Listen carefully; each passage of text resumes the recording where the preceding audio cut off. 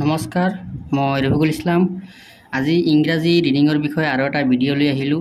আৰু আজিৰ ভিডিঅ'টো যোৱা ভিডিঅ'ত যি ধৰণৰ ভিডিঅ' কৰিছিলোঁ যে তুমি ইংৰাজীত ইংৰাজী লেটাৰেৰে তুমি অসমীয়া শব্দ তুমি কেনেকৈ লিখিবা। এতিয়া চোৱা, এতিয়া তুমি যদি লিখা যে ধৰি লোৱা ইয়াত মই লিখিলোঁ যে ধন্যবাদ না উংগ ল নাঙল। ইয়াত চোৱা নাঙল, এতিয়া নাঙলটো তুমি যদি ধৰি লোৱা ইংৰাজী লেটাৰেৰে তুমি নাঙল লিখিবা, তেতিয়াহ'লে কেনেকৈ লিখিবা। ইয়াত চোৱা, আমি জানো যে দন্ত্য ন ইংৰাজী লেটাৰেৰে এনেৰে লিখিব লাগিব হ'ল। আৰু আকাৰ উকাৰ থাকিলে আকাৰ থাকিলে আমি এ ব্যৱহাৰ কৰিম হ'ল।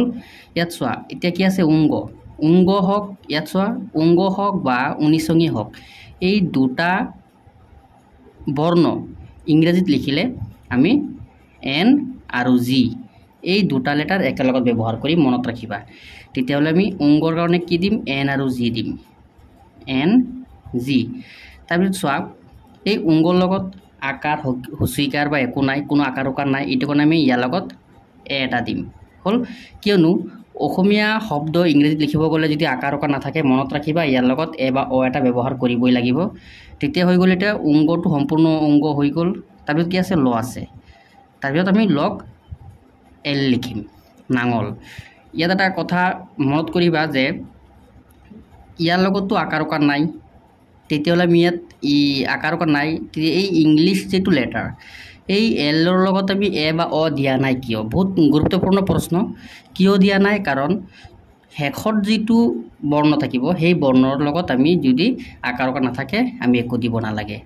যদি সেইটো অ চাউণ্ড নাহে, এতিয়া তুমি নাঙল বুলি কওঁতে না ঙ উংগটো আমি অৰ দৰে এটা চাউণ্ড আহি যায় নাঙল ক'লে। কিয়? আমি ইয়াত যিটো আমাৰ ইয়াত যিটো আমাৰ এই চাউণ্ড আছে উংগৰ লগত যিটো চাউণ্ড, এই চাউণ্ডটো আমি মাজত এৰা নাই, একে চাউণ্ডৰ লগত আমি লটো ব্যৱহাৰ কৰিছোঁ। কিন্তু এই লৰ আমি যেতিয়া আহিছোঁ, এই ল কওঁতে আমি লৰ লগত আৰু অ যোগ কৰা নাই, যেনেকৈ নাঙল ল এনেকুৱা কোৱা নাই।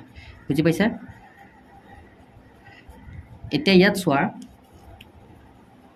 বৰে ব্ৰি নদেন্দ আকাৰ ব দন্ত্যান্ন বৃন্দাবন। ইয়াত চোৱা, এতিয়া দুটা আমি যুক্তাক্ষৰ পাইছোঁ, এটা হ'ল বৰে ব্ৰি বত্ৰিকাৰ ব্ৰি, আৰু এটা হ'ল ন দয়ান্ত দন্ত্যা ন আৰু দন্ত্যা দ একেলগত পাইছোঁ, দুটা যুক্তাক্ষৰ পাইছোঁ। আৰু এইটো আমি কেনেকৈ লিখিম এতিয়া চোৱা, ইংলিছ লেটাৰে কেনেকৈ লিখিবা চোৱা, একেবাৰে সহজ নিয়মত চোৱা। ইয়াত চোৱা, আমি ইয়াত আগত দেখুৱাই দিওঁ। চোৱা, ইয়াত কি আছে, প্ৰথমত ব আছে, এই ব, তাৰপিছত এই যে এইটো কি ৰিকাৰ, তাৰমানে এইটো হ'ল কি ৰি। এই দুটা যদি আমি একেলগত যোগ কৰোঁ তেতিয়াহ'লে আমি বৰে ব্ৰি পাওঁ হ'ল, বৰে ব্ৰি পাওঁ। তেতিয়াহ'লে আমি এই বটো আমি ইংলিছত কি লিখিম, বি যোগ ৰিটো আমি আৰ এ ৰি লিখিম। কিয়নো ৰি হওক ৰ হওক চাউণ্ড, আমাৰ চাউণ্ডটো কি আহিছে, কি আমাৰ মুখেৰে যিটো চাউণ্ড আহিছে, প্ৰনাউন্স যিটো হৈ আছে, এইটো কোনটো লেটাৰৰ দৰে আহি আছে সেইটো চাব লাগিব। অসমীয়াত ৰ থাকক বা ৰি থাকক বা ডেৰেৰ থাকক, কিন্তু ইংলিছত সেইটো আমি আৰ এ ৰি বুজাম।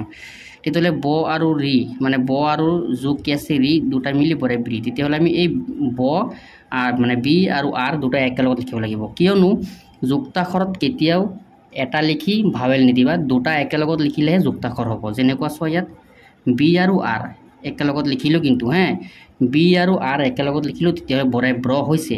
কিন্তু এইটো বৰে ব্ৰও নহয়, বত্ৰিকাৰ ব্ৰি এটা হস্যিকাৰৰ দৰে চাউণ্ড আহি আছে, কিন্তু বৰে ব্ৰি কওঁতে কিন্তু বৰে ব্ৰৰ দৰে নহয়। এটা হ'ল বৰে ব্ৰ, এইটো বৰে ব্ৰ, এইটোৰ লগত কিন্তু বৰে ব্ৰ এনেকুৱা চাউণ্ড আহে। কিন্তু বৰে ব্ৰি বুলি ক'লে, বৰে ব্ৰি কওঁতে এটা হস্যিকাৰৰ দৰে চাউণ্ড আহে। যেনেকুৱা বৰে ব্ৰ নহয়, বৰে ব্ৰি এটা হস্যিকাৰৰ দৰে চাউণ্ড আহিছে। এইটো কাৰণে ইয়াত এটা আই দিব লাগিব, মনত ৰাখিবা। কাৰণ বৰে ব্ৰই বেলেগ, বৰে ব্ৰি বেলেগ হ'ল। বত্ৰিকাৰ ব্ৰি এটা চাউণ্ড আৰু বৰে ব্ৰ এটা চাউণ্ড। তেতিয়াহ'লে বি আৰু আৰ বৰে ব্ৰৰ লৈছে হ'ল, আকৌ আই এটা দিলে বত্ৰিকাৰ ব্ৰি হৈ গ'ল হ'ল বৰে ব্ৰি। এইটো হস্যিকাৰৰ দৰে চাউণ্ড আহিছে কাৰণেহে আই দিছোঁ, বৰে ব্ৰি। তাৰপিছত চোৱা, এইটো কি আছে যে দন্ত্যা ন আকৌ দন্তাত দ এই দুটা মিলি নদেন্ত হল তেতিয়াহ'লে এই দন্তাত নৰ কাৰণে আমি এন দিম আৰু দৰ কাৰণে আমি ইয়াত ডি দিম কাৰণ দন্তাত দ অসমীয়া শব্দত ডি ব্যৱহাৰ কৰা হয় আৰু দৰ কাৰণেও ডি ব্যৱহাৰ কৰা হয় তেতিয়াহ'লে কি হ'ল এইটো ইয়াত চোৱা মাজত ভাৱেল দিয়া নাই কিয় দিয়া নাই কিয়নো যুক্তাক্ষৰ লিখিব গ'লে একেলগত লিখিব লাগিব ইংলিছত কি হ'ল বৰে ব্ৰি এন ডি নদেন্ত হ'ল ইয়াৰ লগত আকাৰ আছে এ দি দিয়া বৃন্দা আকৌ বি আছে মানে ব আছে বি দিলোঁ আকৌ ইয়াৰ লগত আকাৰ নাই এটা অত এ দিব লাগিব বৃন্দা ব এনে আকৌ এন বৃন্দাবন ইয়াত চোৱা দন্তাৰ নৰ লগত আকাৰ নাই কিন্তু ইয়াত দিয়া নাই কিয়নো শেষত আছে হ'ল বৃন্দাবন বুজি পাইছা আৰু চোৱা আ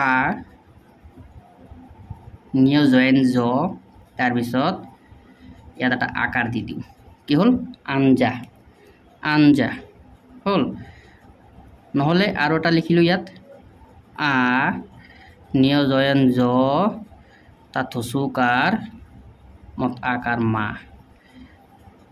আঞ্জুমা হ'ল মই এইটোই দেখাওঁ এইটো অকণ সৰু আছে এইটো দেখালে বুজি পাবা মুঠতে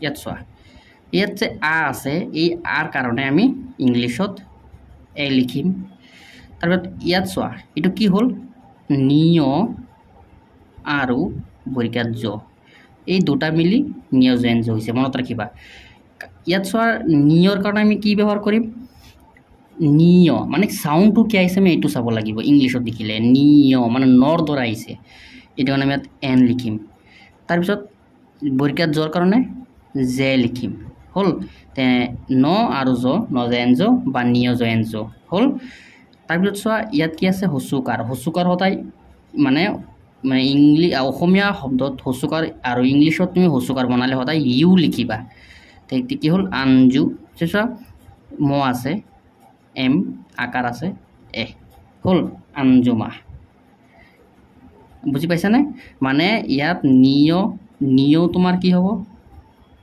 নিয় তোমাৰ এনেৰে হ'ব আকৌ তোমাৰ দন্তা ন লিখিলেও এনেৰে হ'ব কাৰণ সাউন্ডটো একে ওলায় মানে মুখৰ যিটো সাউন্ড ওলাব যিটো শব্দ ওলাব সেইটোৱেই সেম মানে নৰ দৰে ওলায় বুজি পাইছানে ইয়াত চোৱা